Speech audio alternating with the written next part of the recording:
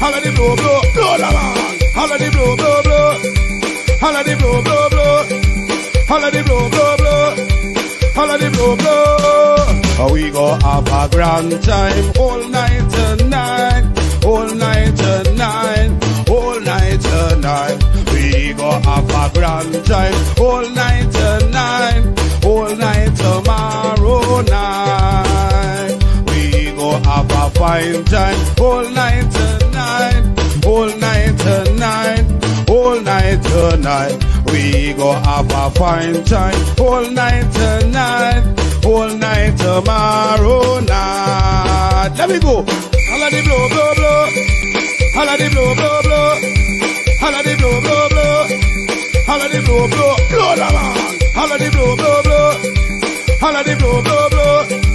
Holla the blow, blow, blow. Holla the blow, blow. Hello, hello, good morning, Guyana, good morning to everyone who's tuned into this station this morning, to this live. Please share the link, and encourage others to join. Please share the link this morning. A pleasant good morning, a blessed good morning to one and all. It's a privilege to be coming to you live from the East Bank of Demerara. I am the Honorable Nima Flue-Bess, Member of Parliament. And this morning, I'm happy to be here sharing with you. So I want to encourage you to share the live, invite a friend, share the link so that persons can be informed of all that is happening in our beautiful country, Guyana. I love Guyana, I'm quite sure. Guyanese all over the world and those here love Guyana too. And because of our love for country, because of our love for this beautiful country, it means that you and I should always be engaged in talking about issues that affect Guyanese. So I want to encourage you again, share the live. I'm going to give you a few minutes to do so. Come on, share the comment, a pleasant good morning to all of you. Again, I am Nima Flue-Bess, Member of Parliament, coming to you live from the East Bank of Demerara. So let's share this morning. Tune in, share. Good morning. Welcome to Madam MP, Ms. Ferguson. It's nice to have you on the chat this morning. And so I want to encourage those who have not yet tuned in to do so. Share the live, get others on so that they can know that, yes, the people's representative is here to share with you and to engage you on issues that are of national importance to us.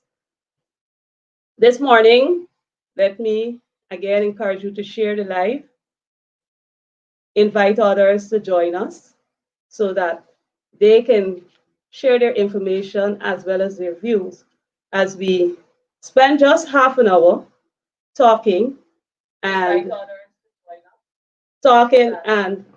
discussing on issues that are very, very important to us at this time. So, yeah, sorry for that. So, a little about myself. I am the Honorable Flue-Bess, as you heard me say, on my program. So we have to understand this morning that there are issues that are affecting us. And as a member of parliament, it is my responsibility to represent your interests and represent things that are affecting us as people. I'm a mother of 5 kids, so I can speak from the position of a parent when you have to provide for your kids. I am also a resident of the Mocha Arcadia community, a community that has a proud African history. I am a married mother, and we know the challenges that we would face from time to time. My role in the parliament is to represent the people. Specifically, I am the geographical representative for Region 4 East Bank of Demerara. And so this morning, I would like to engage you on some of the things that are happening around us as we continue to live in this beautiful country of ours, Guyana.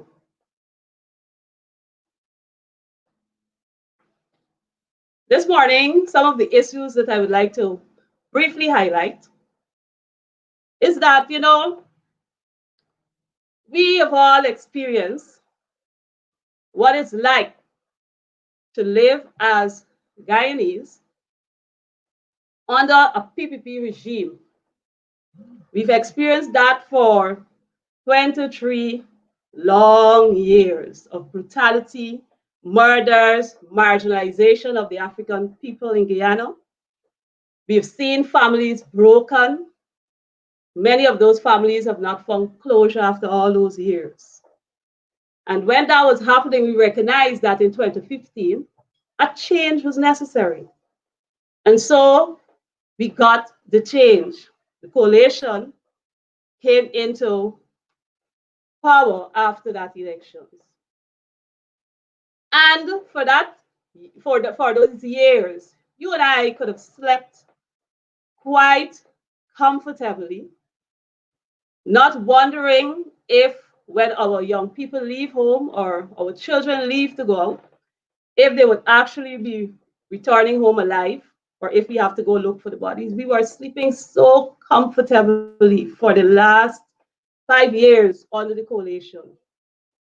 And when we went into power, our government pursued the importance and understand the importance that after 23 years of marginalization, after 23 years of seeing the people of Guyana experiencing all these challenges. Welcome, Donnell. Nice to have you on the show. Share the life.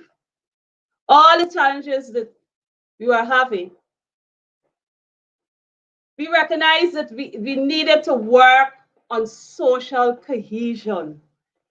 A ministry which the now administration has gotten rid of. But as Guyanese, we need to recognize that from being broken, from being marginalized, from being exposed to 23 years of all the things that were done to regular Guyanese, working together for the well-being of all members of society and working to bring everyone together and let them recognizing the importance of having a sense of belonging to we are Guyanese. We recognized as a coalition it is important, and so we would have worked for that. Could you imagine, my fellow Guyanese, could you imagine if the coalition administration had gone into power and just started doing what the current PPP administration is doing, how broken and even more broken our country would have been to continue to have further division and separation? It was necessary to have the work of social cohesion to try to bridge the gaps that were built and established over that 23 years. And so we were enjoying that until now, 2020. Indeed, a year all of us will remember. We went to elections, we went through the recount process, we go through all these things we went through, and we recognize the process that have placed the current administration in position.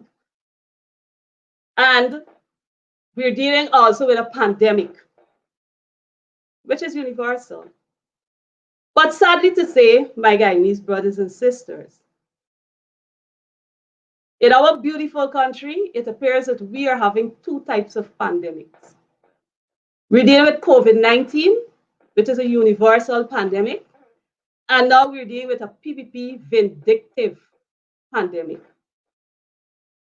When I say a vindictive pandemic, there should be no question.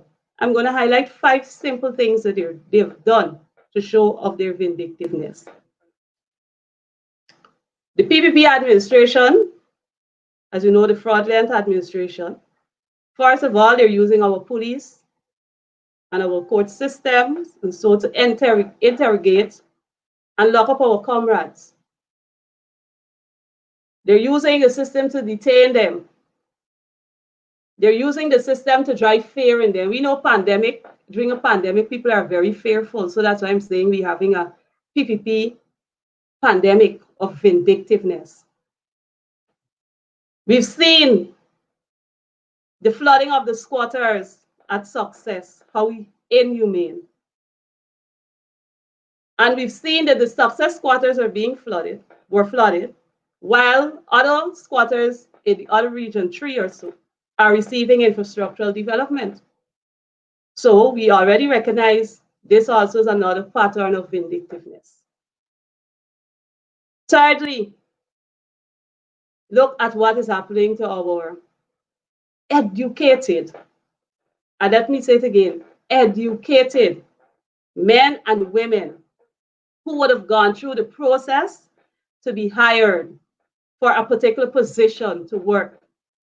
Our men and women who will spend years studying to acquire, whether it be their degrees, their masters, at, of course, legitimate universities and educational institutions, to acquire the position they would have been serving in. And then here comes the PPP with their vindictive pandemic of firing over 900 plus African Guyanese and professional Guyanese. When we look at these individuals who were fired, they didn't get their position by someone just looking at them and putting them there. They have their required qualifications. They have met the requirement to fit into that position. Now we're seeing those very educated men and women being placed on the breadline by a vindictive administration. Encourage you to continue to share the live. And feel free to add your comments in the chat box. As we continue,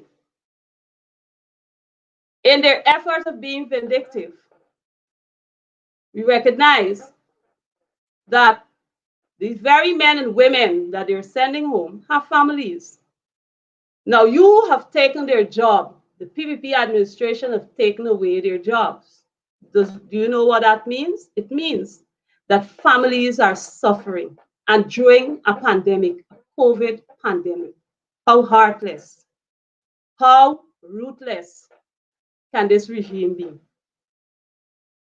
Families are suffering, children are suffering. We recognize that our children have to learn online. Now, parents not having a job, of course, would impact on them if they don't have a gadget, whether it be a phone, a cell phone, or a tablet or anything to log into classes.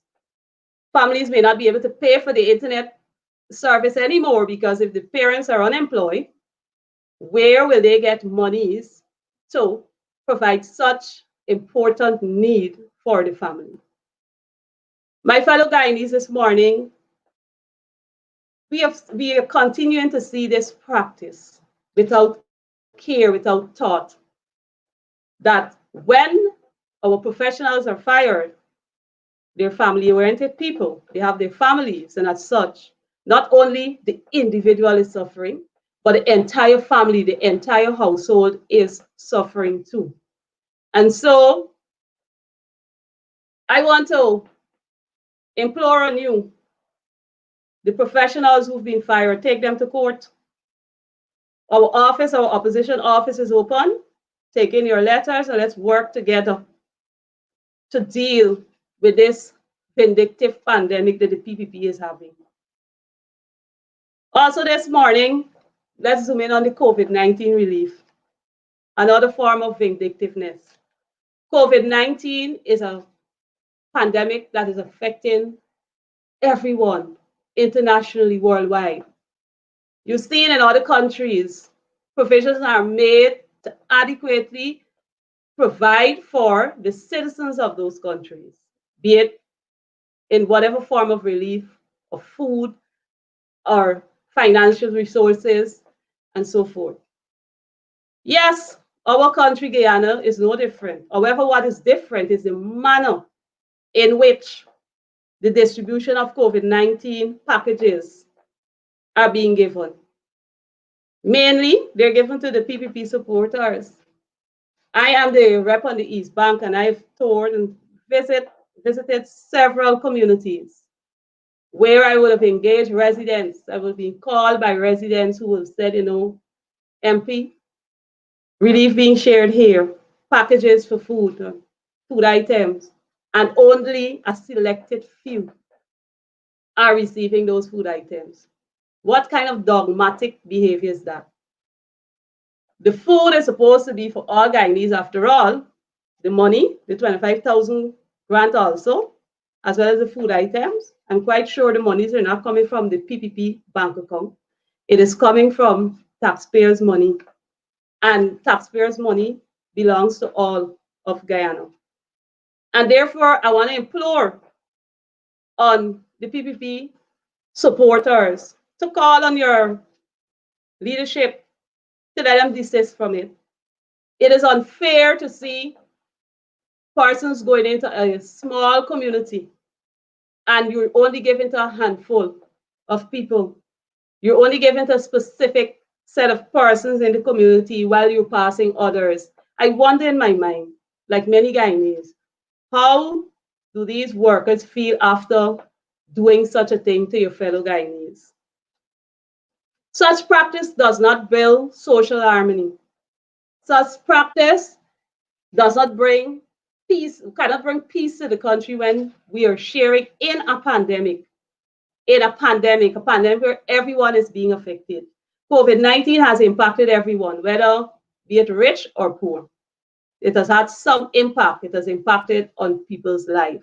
As such, when we are sharing the COVID grant, the COVID relief, everyone should benefit from it.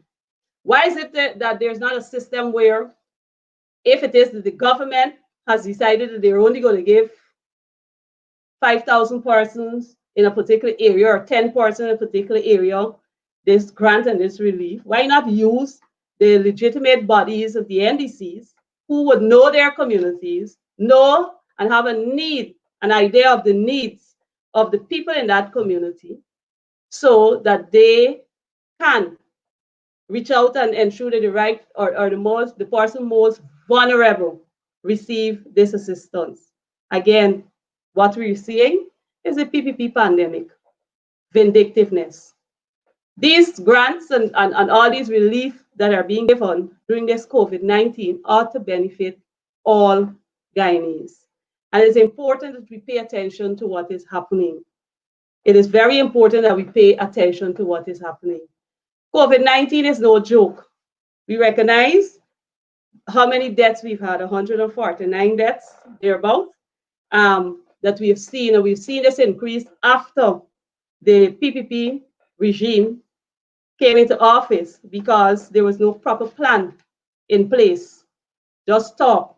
And because there was no proper plan in place, we're seeing the effects, the results of not planning properly for the people of Guyana. We have, as a people, we are to work together to ensure that all and sundry in this country benefit from the COVID-19 relief.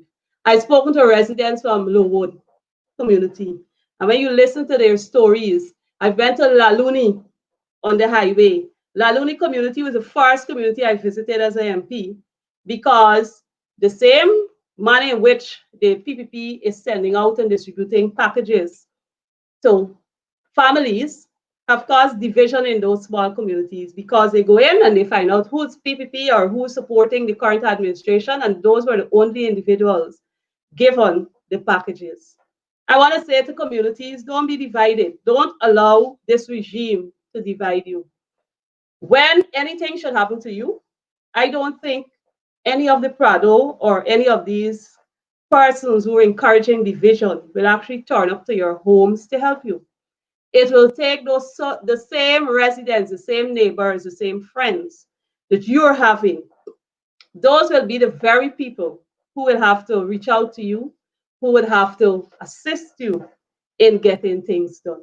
And so this morning, this Saturday morning, I want to encourage you not to divide your community, but work together to ensure, work together to ensure that your community is steadfast, is built collectively, not by what people tell you to divide your community. Everyone must benefit.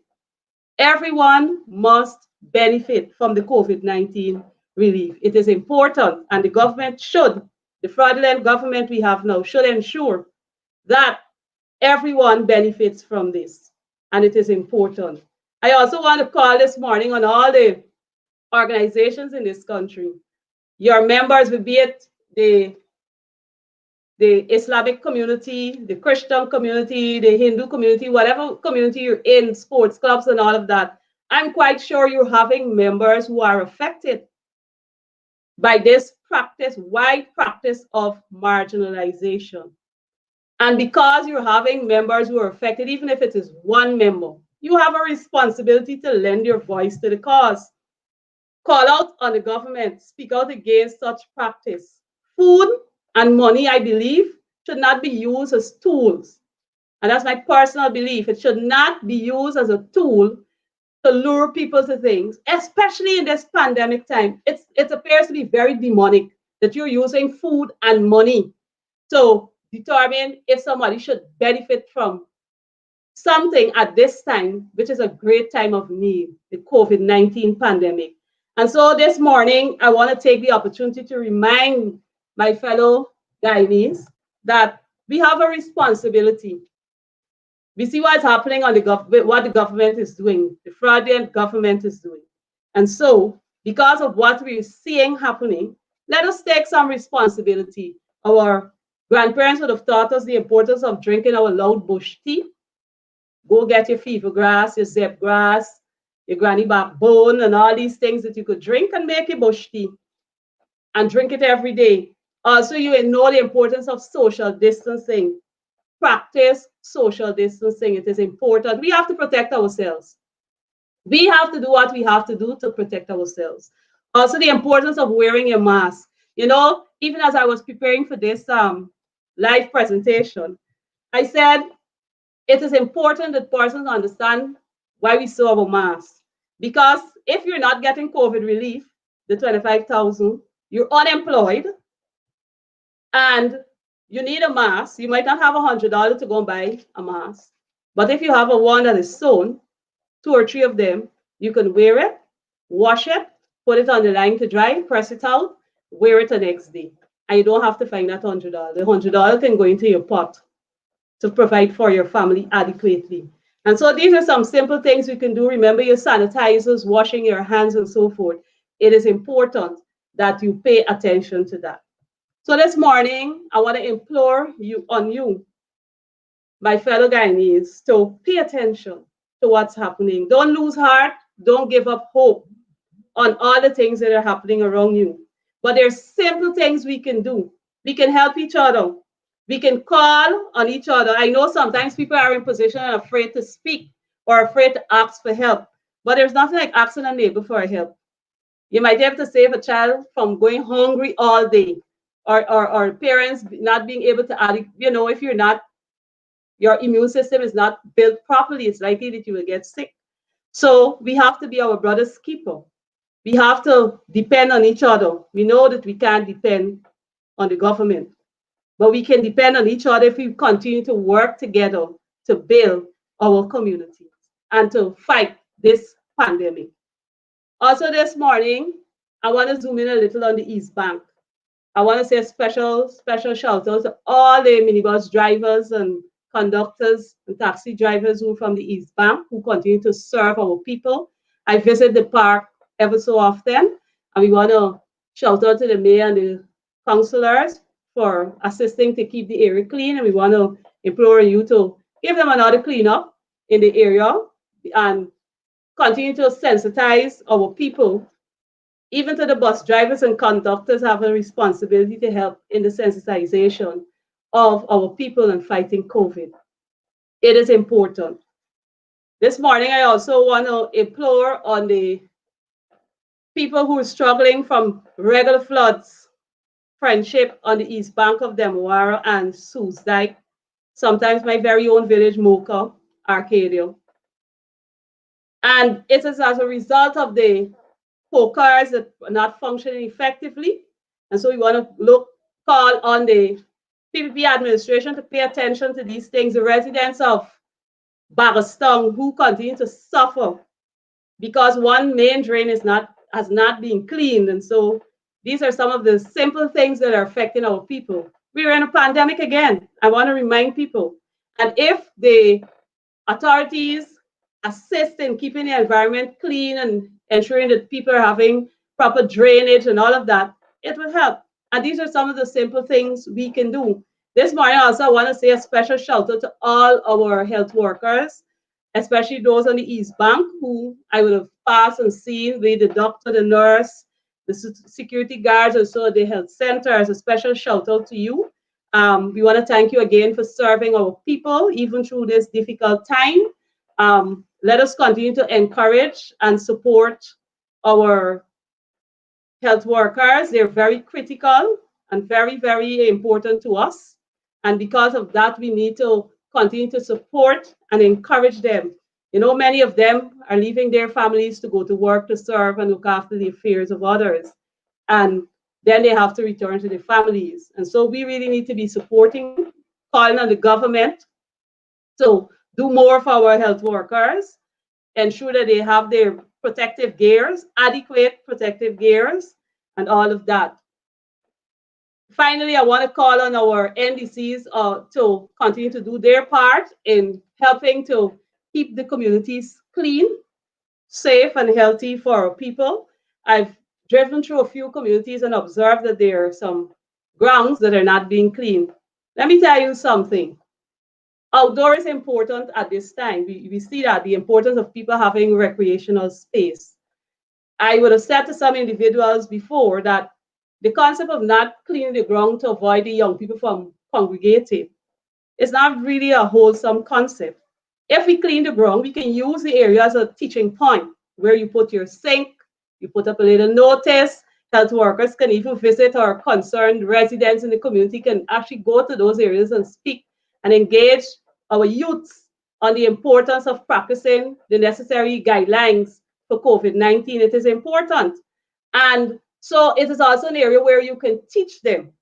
And so I want to encourage the NDCs that we have on the East Bank to have those facilities clear. We're not clearing the facilities, but when you pass, you see all the young people congregated at different areas. And it's more difficult to reach out to them and to speak to them. But if we can do that, we can use it as an avenue to teach and educate our youths on the importance and the dangers of COVID-19. I know a lot of persons are not taking it seriously, but it's something that we all need to pay attention to as people who are affected by this pandemic, that we work together and collectively to fight this issue. In closing this morning, I want to remind you that in my view, we are facing two pandemics. We have the COVID-19 pandemic and we have the PPP pandemic of vindictiveness. As we continue to see every day, we wouldn't want this to continue for long. So we have to keep working together. We cannot give up our hope. We have avenues we can use. We write your letters. You have your social media, make posts, send out the information so that the information can go there. Somebody will hear us. Somebody will listen to us. All hope is not lost. Somebody will pay attention to what's happening. And so let us continue to work together. Don't let us lose heart. Let us continue to fight every challenge that comes our way with togetherness. We need to be a people that work together to ensure that we fight this pandemic. This one doesn't require any vaccine or anything. All it requires is working together, putting our strategies together, and you and I will be able to collectively overcome the pandemic of vindictiveness. We wouldn't want it to go further. We wouldn't want it to go further to affect our people where we return to the dark days. We wouldn't want that. What we need is to move forward. And of course, as we continue to work collectively and we continue to strive to overcome and we await our petition in the court, I'm quite sure that you and I will be able to sleep comfortably again and relax comfortably again when the coalition returns to office. And with that being said, I want to thank you for tuning in. Hi to Karen and to all those who will have tuned in. You can still share the information so that others can view and listen to all that is happening around us. Pay attention. We want to thank those persons who are overseas, helping out and paying attention to and pushing our cause as a people to ensure that we stand up for what is right, we stand up for what is fair, we stand up for what is just as a people. I also want to remind you that the opposition office is up and running. You can visit the office any day of the week between 9 and 4, and you will likely reach and engage an MP or member of parliament on any issue that would be affecting you. You can come there, talk with us, discuss with us on these matters. Also, you will find that MPs will visit your communities. We're not away from you, we're with you. There are things that we're doing to work for you, work together to achieve for you. And for us to achieve totally, it means that you have to work with us. You have to trust us as we continue to do what we have to do to push a just and a true cause for the people of Guyana. We cannot continue under this state of vindictiveness.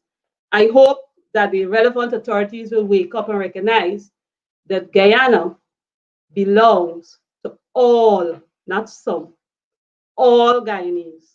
Guyana belongs to all Guyanese.